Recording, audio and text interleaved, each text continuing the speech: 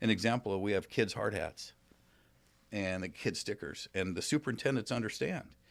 If you see a parent pushing a child in a stroller or a child that's walking that's against the construction fence and they're curious, I want you to stop what you're doing. I don't care what the cost impact of that is.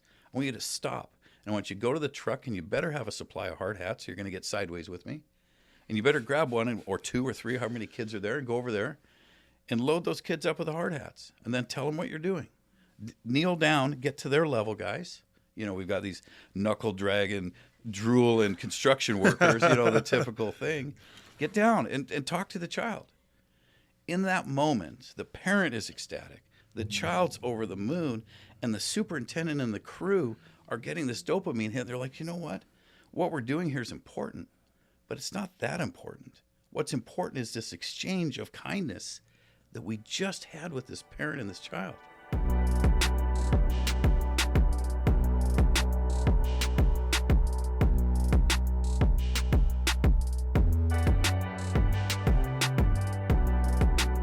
Welcome back to the studio. This is season 6, episode 4, 46 episodes that we've done so far since the barn over on Mission Road, and just really excited to have you here, Mike.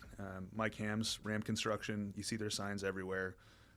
It sounds like you pay college kids to drive around with your trucks to... We'll give the illusion. Give the illusion that you guys are busy, yeah. That's my standard answer, but no, that's not true. It's definitely not true, because we see you involved in so many big projects around here, from civil to commercial to... You're going to tell us more about all the things that you do. But you started back in 95, and tell me a little bit more about this origin story. Were you in construction prior to this, or was this the beginning? No, it's kind of the culmination of a lot of years. I started when I was 12, actually, in construction, working for my uncle, you know, picking up job sites and then learning to drive a backhoe and those kind of things. So it's just been, over the years, pursuing different construction, just different aspects of construction. And then I kept getting laid off, you know, and it was hard, and I wanted to get married and start a family, and it's hard to do that. So I was volunteering as a firefighter at the time. This goes way back, and I thought, you know, fire department looks pretty cool. I love what I'm doing here in the volunteer department, and the schedule affords me the time to do construction, which was my real passion. So became a full-time firefighter in 1993, and then ran the company on my days off. And then finally in 2000, they started competing with one another. I was in paramedic school here in Bellingham, and I just ordered a new Hitachi excavator out of Japan. I'm supposed to be learning about pharmacology and these other things that the medics here in town do. And there was just this tension between the two. And I always served the citizens well when I was at the fire department. I didn't mess around. But I sensed my mind going out. And I also wanted to really test our ability to go do bigger jobs. So I went into the chief and I said, "Hey, chief, I'm sorry, I've got to quit, you know." And he looks at me, he says, "Son, you know how many people you competed against to get this job?" It was a little different operation back in the day. Yeah. It was a lot. And I said, "Yes, sir, I understand that, but I've got this construction dream, and I don't want to, you know, God willing, the creek don't rise, I make it to 85, or whenever I'm laying on my deathbed, I don't want to look back and wonder, what if I'd tried?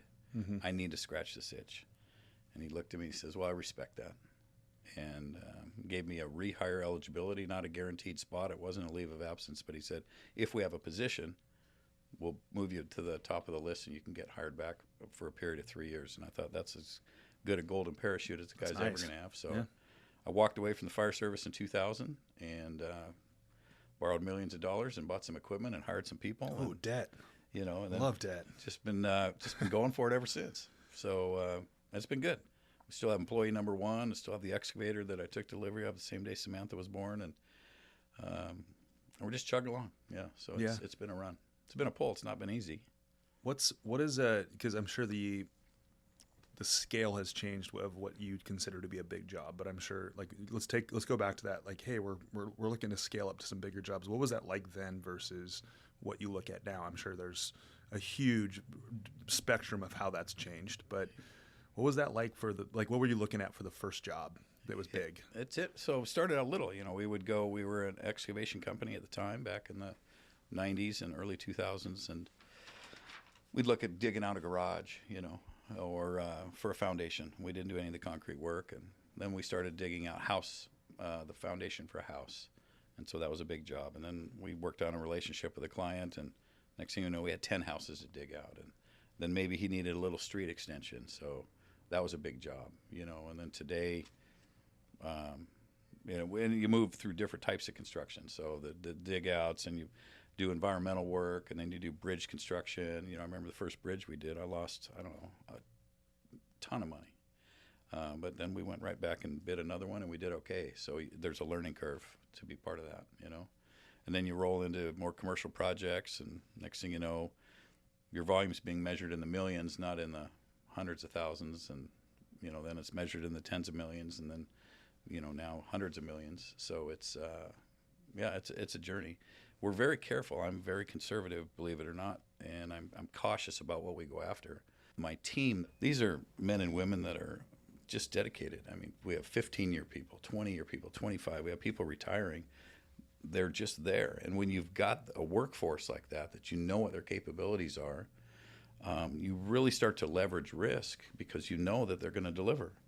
And so I just have this love affair.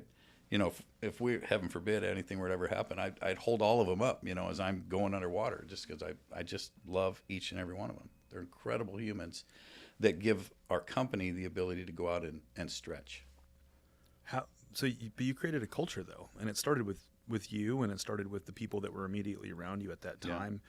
How do you create a culture for people that are out there, that are starting a business and are scratching their head and saying, oh, I think this is how I should do it. Maybe I'm going to listen to a podcast. Maybe I'm going to do this. Where did you go to really determine what your company's core values were, how you were going to build that platform for people to be there for a long time, which is pretty uncommon in the trades, from what I understand? Yeah, it can be a little rough. You've got for-profit, bottom line driven corporations that they just consume human energy. It's like plug in and look, and as soon as you're down on one knee, maybe you're having a bad day, it's a boot kick to the curb, and then it's next, and there's always a next. And I was a victim of that early in my career, and just yelled at and screamed at and said just things that I couldn't repeat on a podcast. So I never wanted to create that if I was ever fortunate enough to have a company and have folks that I worked with. So there's an element of that, I guess, trauma from my youth in construction. And I get asked this question a bunch. I don't know where it comes from. I was born in Denmark. I'm Danish. Maybe it's the Danish way, who knows. But I know that I want to treat folks the way that I want to be treated. We tell all of our superintendents and mid-level managers, look, I want you to be the boss that you wish you had. And I'm counting on the fact that these folks aren't dirtbags, right? That in their heart of hearts, and I believe in all of our hearts, all of you behind the cameras, and we want to be good people, and we want human connection, and that's quite philosophical. We're going to spend some time in a philosophical space if you're interviewing me, but you know what it means. Mm-hmm. If I say to you, be the boss you wish you had, I'm going to empower you. I'm going to give you everything you need to do that, and you know what that means. And practice kindness in every single exchange, with yourself, with your family, with your employees that are your direct reports, with the community, wherever you go. And then there's this dopamine hit rather than a cortisol hit, right? And you get out there, and then you're like, well, that felt really good. And Mike, who owns the company, is supporting me in this endeavor. Let's do that. An example, I want to say one more thing about culture in a second, but an example, we have kids' hard hats and the kids' stickers, and the superintendents understand. If you see a parent pushing a child in a stroller, or a child that's walking that's against the construction fence, and they're curious, I want you to stop what you're doing. I don't care what the cost impact of that is. I want you to stop. And I want you to go to the truck, and you better have a supply of hard hats. You're going to get sideways with me. And you better grab one or two or three, however many kids are there, and go over there and load those kids up with the hard hats. And then tell them what you're doing. Kneel down, get to their level, guys. We've got these knuckle dragging, drool and construction workers, the typical thing. Get down and talk to the child.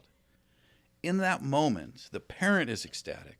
The child's over the moon, and the superintendent and the crew are getting this dopamine hit. They're like, you know what we're doing here is important, but it's not that important. What's important is this exchange of kindness that we just had with this parent and this child. That's how you develop a culture. They know we're not driving to a bottom line. Certainly we have to get fuel in the tank. We have to have an oar in the water. We have to do all that stuff. But I don't need to talk about that. They realize what's important is this connection and this dopamine hit and just being kind. So that's real.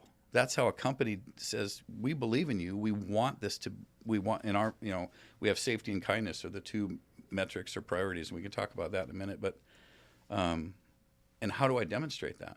Getting back to the point I wanted to make, you can't create a culture unless you embody and believe that. You know what I mean? Mm-hmm.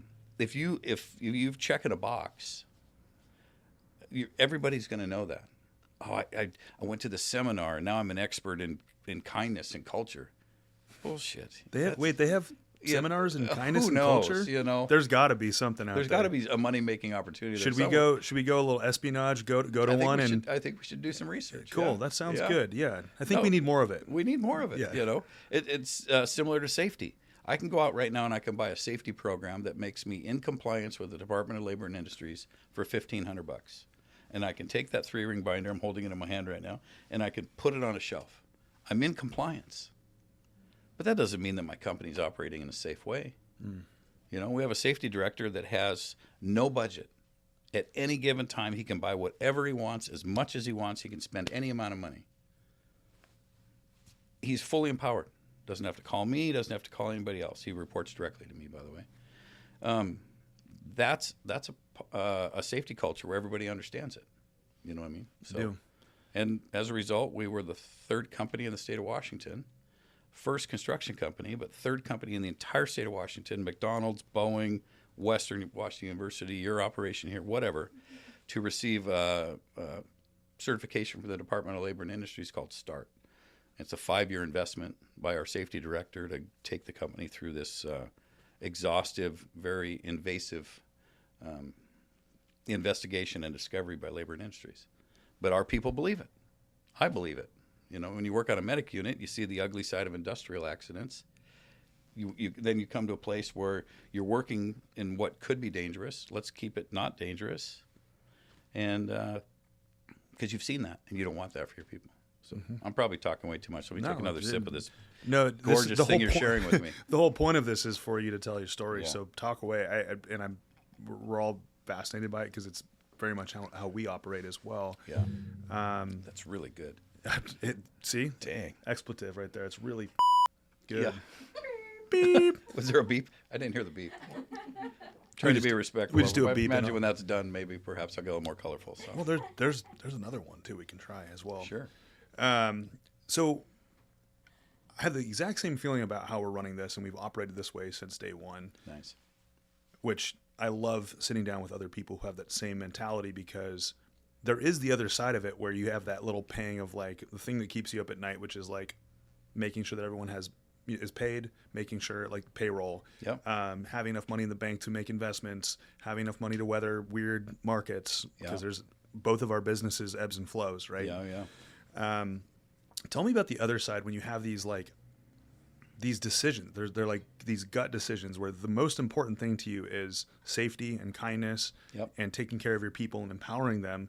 But then there's these moments where you're like, as the leader, you're like, this is tough. Like, I'm sure you've had moments throughout the growth of your business that were not good moments.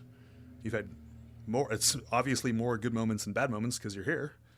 But tell me a little bit about those decision-making processes when you're like, it's really tough for you as the owner, but it's also what's right for everybody else that makes that company and that culture turn. It's scary, you know. There's inside. I mean, forget about it. You look at me and like, oh, you know, Mike's got it going on or whatever. He's confident. I'm scared shitless inside. You know, still every day. It's a challenge, and though I guess in a sense we've turned the corner and we're moving along, I still what keeps me up at night is the well-being. It's less about making payroll, but it's more about the well-being of the people. And earlier in my career, I mortgaged my house twice to make payroll. So, that's not lost on me. And I take that the folks' well-being beyond payroll I take that to bed every night. And I had a heart attack at 43. I don't mind sharing that with you. You carry stress and those kind of things. Certainly there was some heredity there, I'm sure, but we care a lot. And we're trying not to, or we're definitely not. I would say we're not, certainly not the model of for-profit at all costs, human consumption machine. That's not who we are. And we wouldn't see the career folks that we have if we were that way.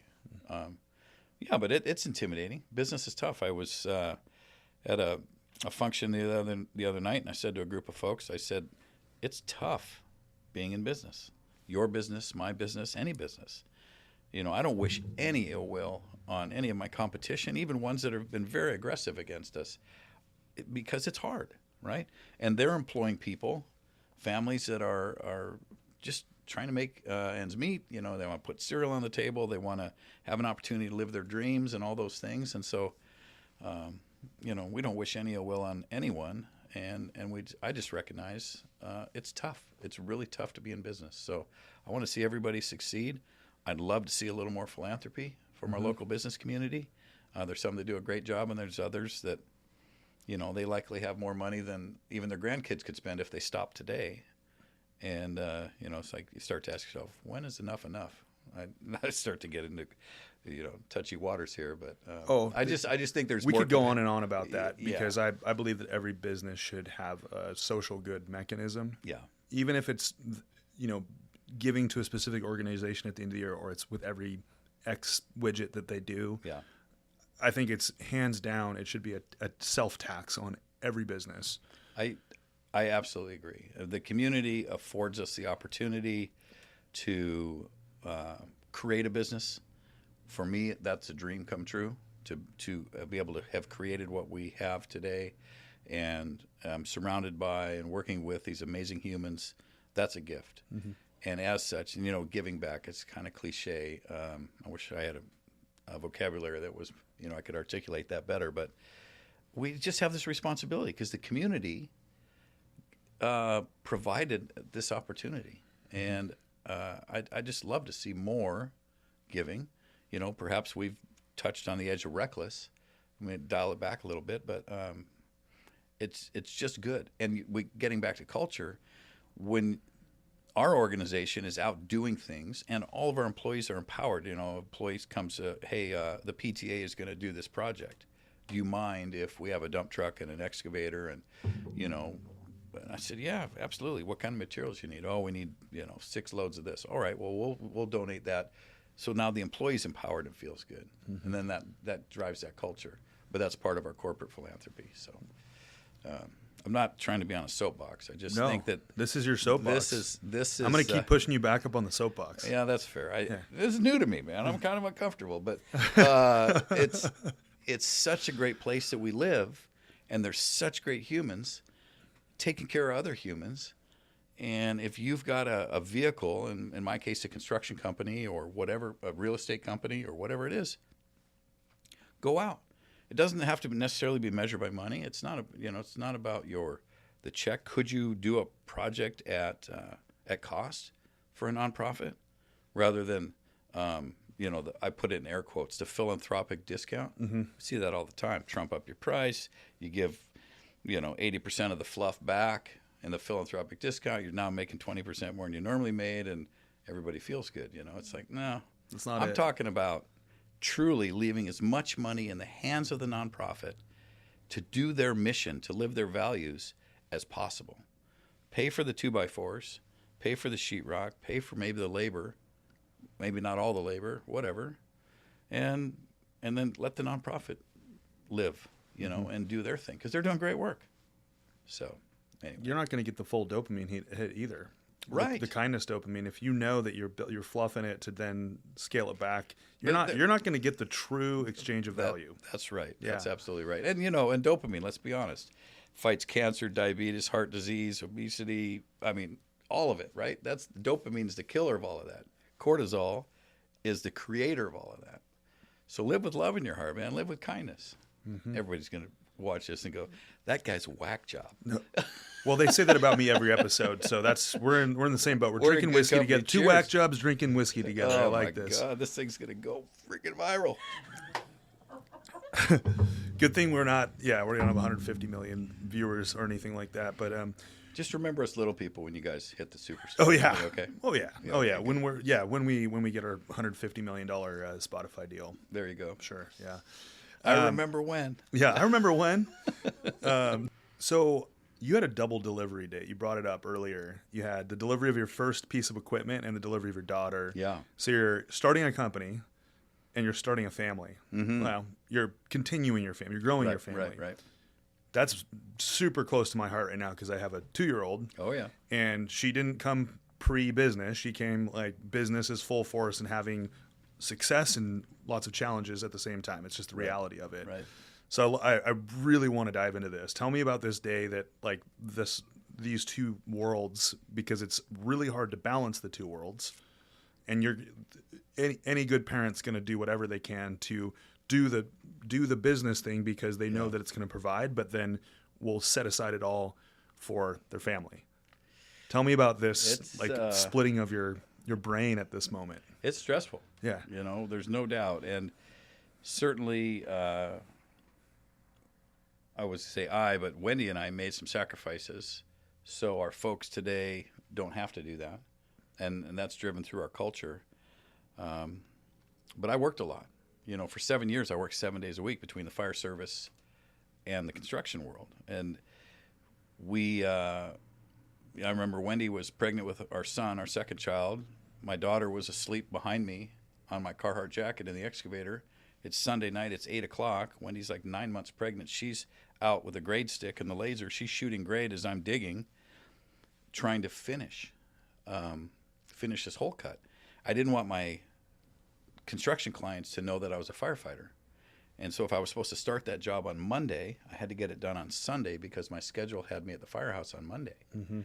I don't want our employees to do that, to make that sacrifice. So, but I had the support of a spouse saying, hey, we're going to do this. She wasn't happy about it all the time.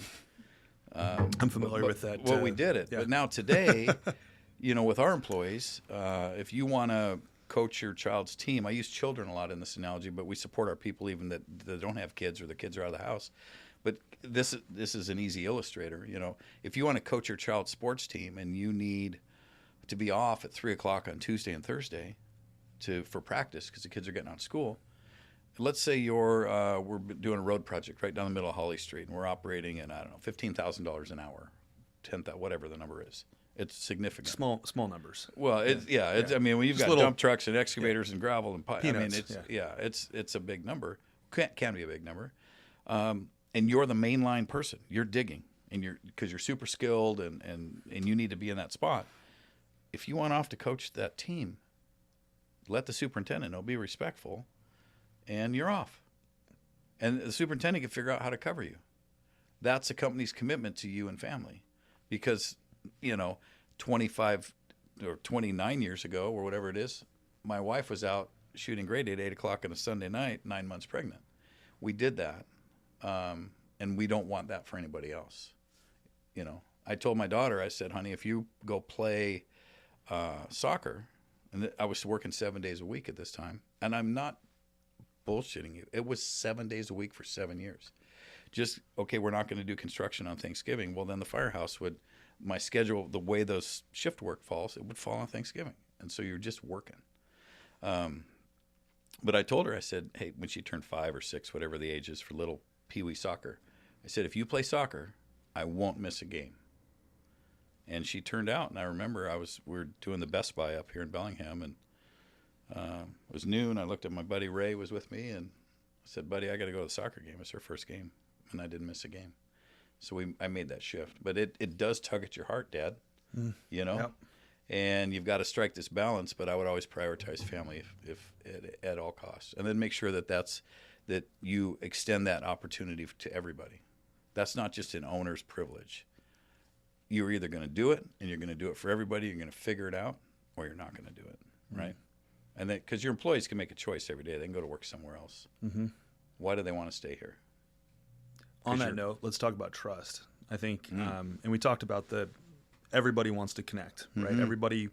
Everyone, I think, has good intentions. Some people have great intentions and poor actions or poor execution. Some people have great intentions and great, execution. Yep. And there's not. I mean, there's people that have neither of both, right? They have bad execution and bad intentions. But tell me about like when you first started, like you had this philosophy, you had this mindset about how you're going to do it. How did you place trust in others? Like after you had the 7 days a week for 7 years, and you could trust that you and your wife were going to do that work. And then as you started scaling, because you started getting busier and busier and decided to take on more projects, you have to scale, right? How did you decide that you were going to just trust someone to do it and just let that part go? Was that easy for you, or was it like oh man, let's see how this goes? That's a tough one. We're in a high-risk business.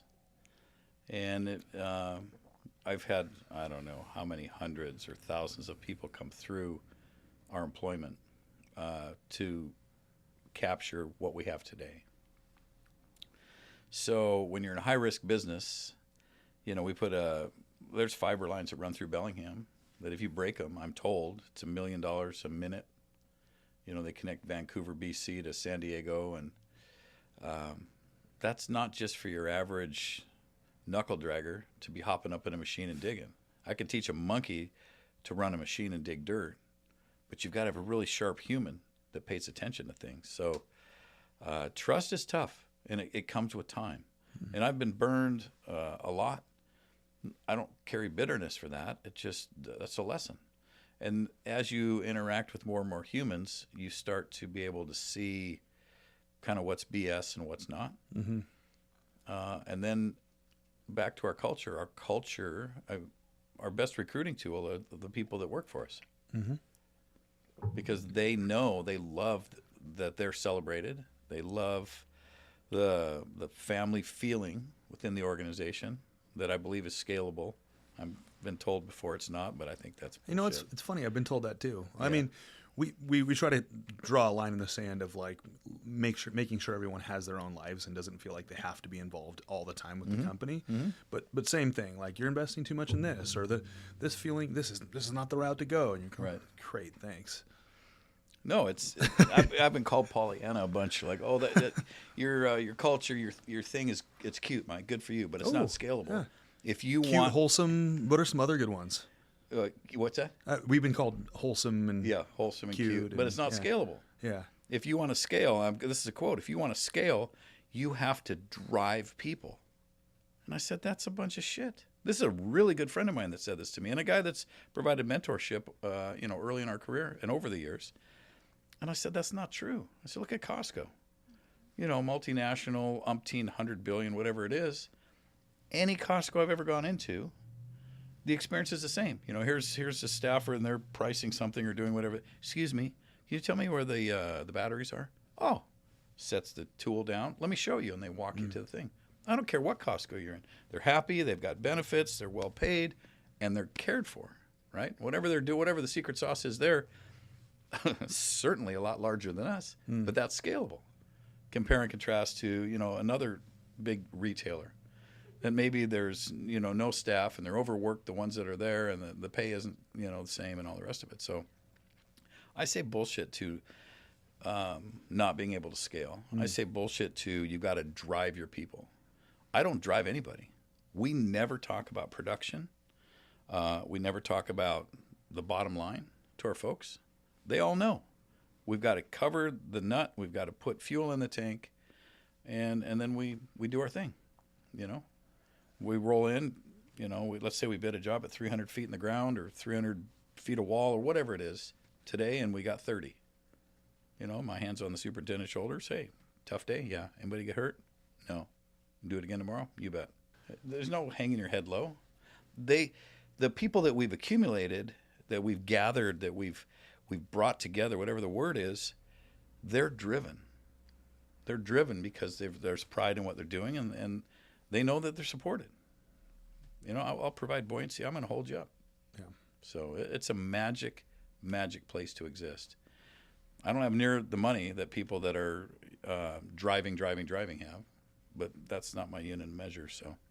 Yeah, but you know, but when you think about it, it really boils down to is like, if you can be on your deathbed at the end of life and look back and go, I made an impact the way I wanted to. I supported the people I wanted to. I have great connections with people in my life. I don't have $100 billion, but what would I do with that anyways? Like, what do you really need to have a good life, right? And it's, you know, I think that's a very subjective perspective on it, right? Yeah, I don't begrudge anybody that has $100 billion or whatever. I'm good. We're all different, right? And our pursuits are different. And there's some people that are amazing in business, and they're accumulating tremendous amounts of wealth. And I'm not going to vilify those folks. That's great, because as I said earlier, business is tough, right? But what are you doing with that? You know, Paul Allen died and had $25 billion in his checking account. I'm like, hey, Paul. Dude, I could do a lot with that. You know? Hey, man. So, anyway, it's just to each his own. Get out there, work hard, but just be a good human. You know, and then look at the families. I've got this friend. His name's Raj Sisodia. I met him, interesting, in the jungle in Panama at this conference I was at. And he co-wrote the book Conscious Capitalism with the founder of Whole Foods, Michael. I can't think of his last name. I listened to him on How I Built This. How we built the founder of Whole Foods? Or Raj? No, the founder of Whole Foods. Okay. That's another good podcast. It's a meta version of what we're doing here. Oh, wow. Yeah. Very cool. Interviews all these people, including that guy. Yeah. So the connection there will be one of my parting gifts when I walk out of the studio here. You can give me the links and everything. Anyway, so this friend Raj, he co-wrote Conscious Capitalism, and then he went and he wrote his own book, and it's called The Healing Organization. And he does this 18-minute TED Talk that summarizes the book. Super powerful. But it talks about, he never vilifies corporations. I think corporations are vilified all the time, you know. And he said, no, capitalism and corporations are great. It's what makes the country great. But he said, people are hurting, you know, that are within our organizations and within our ranks. And he said, we need to pay attention to that. And the book goes through a series of examples of all of these companies that he's interviewed. And he said, yet we can be a place of healing for humans. You know, and he tells one story of a CEO had no idea that this woman that was working for him was living in a car with her children. She'd show up for work, she'd do her thing, and he had no idea. And the guy was devastated. So and he took some corrective action, but it's like, you know, let's look at that. Let's take care of folks. And we have the ability to take care of folks. And a lot of times it just doesn't take a lot, you know. So it's like it's thin margin, so it could be a little thing that makes a big difference. Right. It doesn't have to be money all the time. But often that's you know, an accelerator or a vehicle to help, but it's just really a mindset and an attitude. Do you care about people? Do you care about human beings? It's just, I could go on and on, but. Do you want another splash? Well, perhaps if I just we clean this glass out. Take a quick break here for a moment. Is this a break in a podcast right now? Cheers. Cheers to you. Yeah. Cheers. And cheers to all the folks out there in the world. Good humans. Bourbon. Ooh, yeah. That's nice, isn't it? I forgot I was drinking rye. It was so smooth. You know, normally rye's a little bitier. It is. Just give me one of those and put a straw in it. Yeah, right? With like a hat? Yeah. Yeah. Oh, right. That's right. I have a rye for you to take home too, by the way. A parting gift? A parting gift. No way. Yeah. Come on. I didn't know that was a thing. You have a whiskey bar that you're getting ready to build, or I'm trying to build. 60 to 90 days out. Yeah. Okay, now we're back on air because I was giving Mike a hard time. I was giving you a hard time because, you know, appreciate that. Classic contractor. Yeah. Is building all these amazing projects up and down I-5 corridor, a lot in Bellingham and Whatcom County. And he still hasn't finished his whiskey bar at his house. Yeah. It's pretty classic. It's so classic. Contractors' houses are never done. Yeah. You know, much to the chagrin of their partners. So it's it's a little rough. But first world problem, man. Let's keep it real. Totally. You know what I mean? Totally first world problem. I get that. Yeah. Spend a little time in the third world, so I like to keep it real. Tell me about where, like, you have all these people in your world. You have this big vision for what you're doing as far as kindness goes, and taking care of people and running a great local business. How do you like let a little steam out? How do you decompress? What do you do? What's like, a lot of people haven't figured that out. They haven't figured, like, maybe they've been working for 7 days a week for 7 years, and it's time to start figuring out, like, redoing that schedule so that you are still making a big impact, but also able to let out a little bit of steam at a time so you don't, implode. Yeah, it's great question. I don't golf, and I'll go on a fishing trip once a year. We take our 5-year anniversary employees to a fishing trip up in Alaska. So I get to go on that. I'm kind of leading that up with the folks. But I'm still kind of working, to a degree. I don't have a lot of creative outlet in that space. I do. I don't know how to say this, but I get my greatest charge, my greatest relief, or recharge when I am helping somebody else. And I don't want this to sound, I don't even know how to say it. I hesitate to almost say that. But that's the truth. If I can buy somebody a meal that's hungry, or even somebody that's not hungry, buy coffee for the person behind me in line and see that smile on that person's face, that's better than 18 holes of golf for me any day of the week. And so I do like to get out of town. I'm going to head to Denmark next week for 5 days. I was born there. The hometown? Yeah, the hometown. Where is the hometown? Copenhagen, Denmark. Okay. Born there. And I have a brother there and some family there. So I'm flying solo. When I get there, I do recharge. So I'll take 2-3 days in the city. I'm not going to talk to anybody. And that's, a little personal there, I guess. But that's how I recharge. So I step away. The team has given me the confidence over and over again. They're like, Mike, get out of here. We got this, We don't need you. You're getting in the way. I do get in the way. I'm well aware of that and reminded often, But anyway, so that's how I recharge. I'd love to have some other creative outlet, maybe some side projects, but that's about it, man. Let me buy somebody that's hungry a sandwich or a cup of coffee, or a lot of the stuff that RAM does is visible to the community, and RAM gets accolades for that, and I try to pass that on to the folks. There's at least that much and more that nobody knows about, except a bunch of individuals out there, and those are amazing things, right? We don't talk about that, we don't advertise, and my hope is someday, as I said, God willing, the creek don't rise. It's a long time from now, but you never know.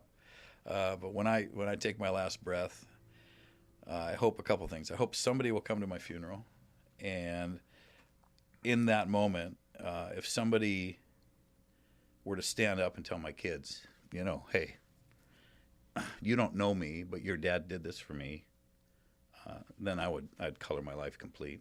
Yeah. Because I want to send that message to them. Yeah. It's powerful. Sorry, that's the whiskey talking right there. No, Get a little uncomfortable here, but that's the truth. And if that can happen, obviously I won't be around, but that's my goal. That's what that's how I try and live my life. Yeah. I mean, you don't have to apologize at all for that, because that's, I think a lot about that with my own daughter, and I'll soon probably be outnumbered by another daughter, and so. Oh, girl dad. Oh yeah, I'm loving it, having a great time, but I also recognize that there will be numbers in our house, and they will not be on my side. No, that's right. No. I had a good friend, just went to his funeral, unfortunately, a few weeks ago. And he was a girl dad. He had 3 daughters, and each of his daughters got up and spoke. I didn't know his daughters, all adults, and and it was beautiful. We talk about, or folks, I just heard yesterday, I don't like to go to funerals and this and that, but as sad as this was, that this great human left the earth, it was one of the more beautiful, motivating experiences that I've had, because I looked at his kids and I thought, you 3 are amazing. Granddaughters got up and talked. And what a tribute to this man and the way he supported his family, right? And I think that's really, really spectacular. So we'll see. You know, time will tell. And like I said, if it's a long time from now, great. If it's today, I'm good with that too. I hope not today, I because that would mean that would it be was a big problem for it wasn't the Duck It wasn't Swinsons, the man. Duck Swinsons. Let me just say Swear that it out loud. wasn't. It was not that. Well, if I had some Doc Swinsons and then I died, I would be relatively happy. Yeah, you're going out on a high note. Going out on a high note with some good taste in your mouth, and cheers to that. Cheers Yeah, to another one. that. There we go. So anyway, Yeah. not to get grim and dark, and I don't see it that way, so that's why I'm sharing it. You know, it's all good. So still sticking on family, but also, you know, wrapping it back into the company. Your daughter, Sam, she works at RAM. Yes, yeah. What is that? Tell me a little bit about, like, you know, I've heard everything on the spectrum of, you know, kids joining the company and different experiences. People saying, "No, this is where you're going to start," or, "Hey, this is, you know, take over." I just watched Holiday Party last night, which is a goofy comedy with Jason Bateman, and the kids take over the business. And tell me a little bit more about your philosophy with your daughter and becoming a part of the company, and what does that look like for you? It's I'm making it up as I go a little bit. Daughter and son and son-in-law, the three of them are kind of on the path to kicking me out. I'm happy to go on the day-to-day side. You know, I think I'll stick around, and you don't replace 45 years of Rolodex building overnight for the kids. But it's interesting. You know, I said, "You've got to work somewhere else." So she went and worked for a large general contractor in Seattle out of college and gained some experience, and then we had a position open, and so she came back up. And I want them to have that experience, because I certainly, you know, you got to illuminate your blind spots, and there's a lot we don't know, and I love bringing folks in from other organizations that have different experiences so we can grow and learn. The family thing is a little different. Even with my wife, it gets hard at times, because, you know, sometimes you gotta be a business person, and my hope is, it doesn't happen often, that the family responds in that way. You know, when dads need to be a leader, and then I get some of the family drama and pushback. You know, well, that's bullshit. And I'm like, you know, there's not anybody in this office that would say that right now, and we're all taking notes and knuckling down. So that part's been a little tough, but we work through it, and you bring consultants in and people that are smart, way smarter than me. That's the key to leadership. Surround yourself with, and I could say that every staffer in the office is smarter than I am.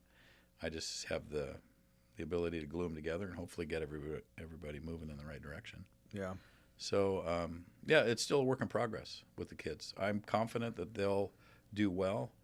Sam, brought me my first grandson about 10 months ago. Yeah. So she's trying to figure out the balance, this work-life balance thing right now, and I want to support her and her husband in whatever they decide to do. There's no expectations on my side. I'm working today, and I'll keep working for the, foreseeable future. But 7 days a week, right? Still? No, not that.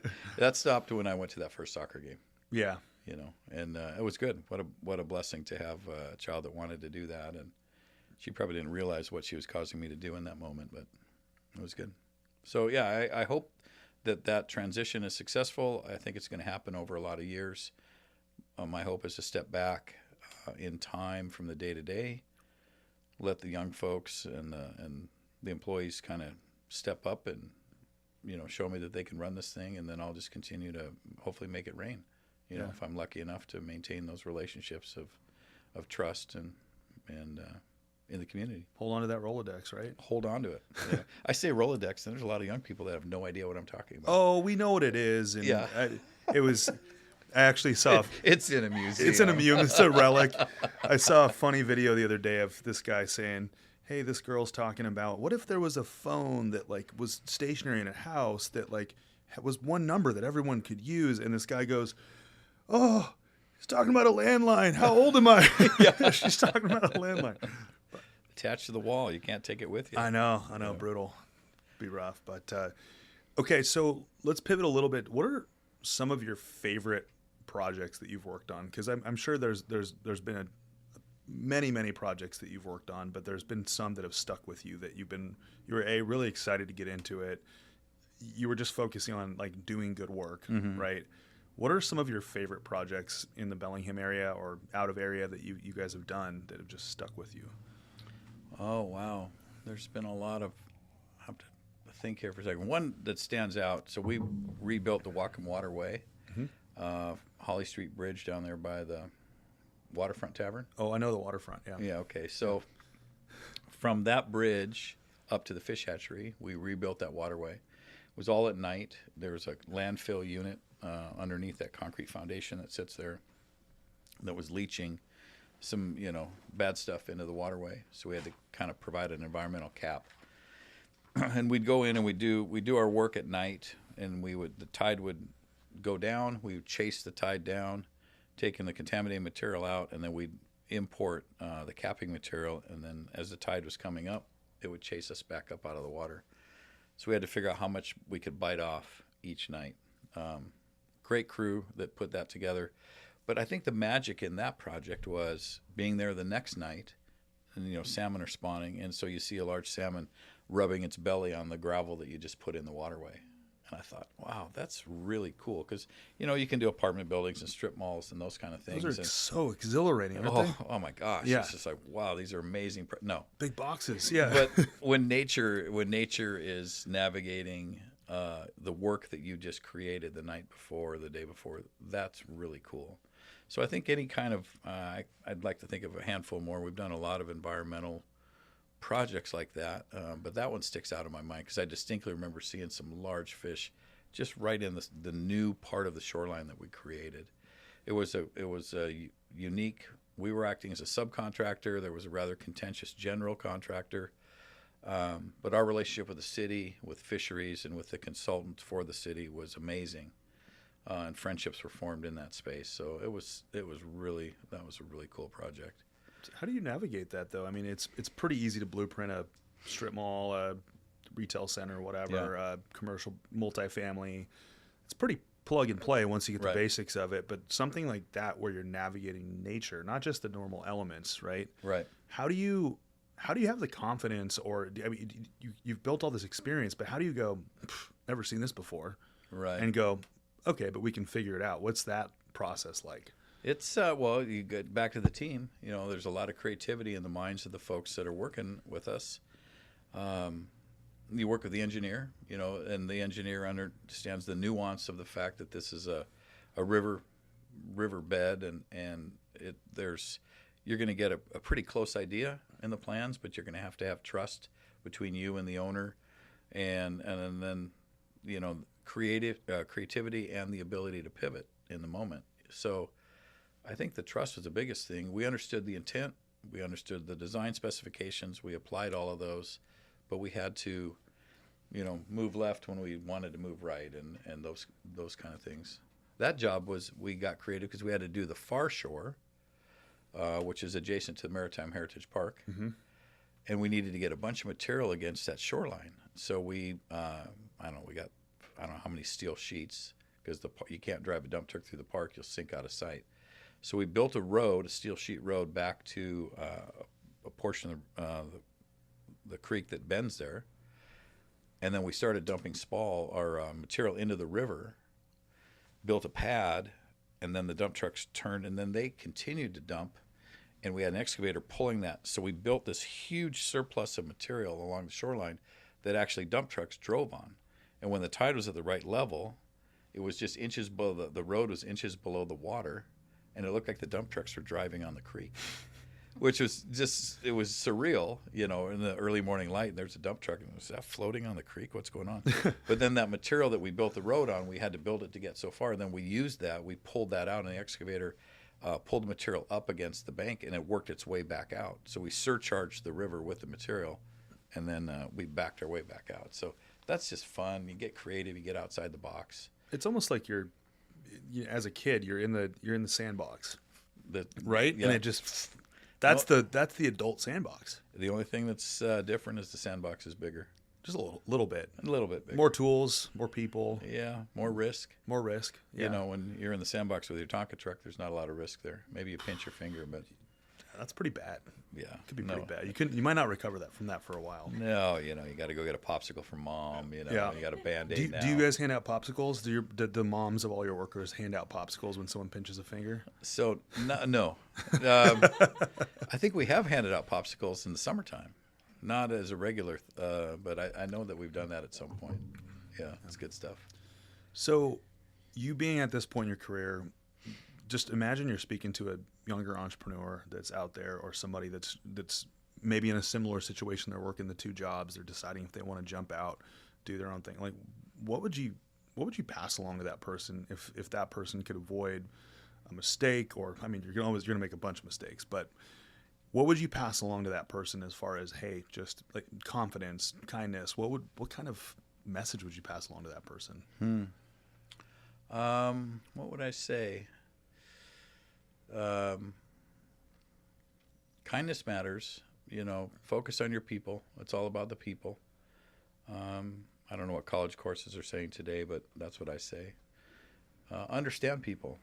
I talked to both my kids and my son-in-law. They went through the business track, and I said, did you get any psychology, anthropology, sociology as part of your business track? And they said no. And I would say 90% of business, whatever business you're running, is the people. It is. And if you can coalesce and take care of folks, I don't care if you're building widgets or, construction buildings or whatever, you're going to do fine.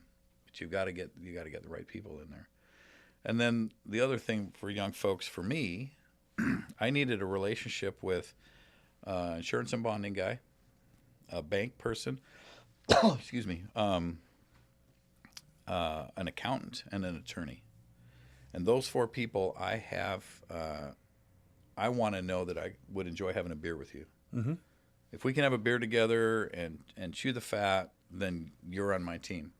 But you have to have a close personal relationship with those four individuals in my world. Yeah, that's trusted. Yeah, I feel the same way. Yeah, and it's not about like box seats at a Seahawks game, although that would be nice. But it is about like taking the time to know that like who they are as a human, right? And know that they just happen to be really good at whatever specific field they're in. Mm-hmm. Mm-hmm. Yeah, and in all four of those disciplines, all four of those folks in my world, we've been consistent. We're very, very loyal. We still buy materials from the same supplier. We don't go out and shop it, and everybody knows we sink or swim together. But those four disciplines, those folks have become close friends over the years. Some older than me, some younger than me, and it's just been good. It's been really good, and I can pick up the phone to any one of them and, hey, I'm down on one knee, I'm stumbling here. What do you think? You know what, Mike? I've seen that 7,800 times. Here's a great thought for you to consider. Awesome. Yep. Just open tremendous door. Resource. Yeah. Those four. Yeah. What's one of your favorite things about Bellingham and Whatcom County? It's such a unique place. What magnetizes you here to stay here? That's a great question. Came up to go to Western. I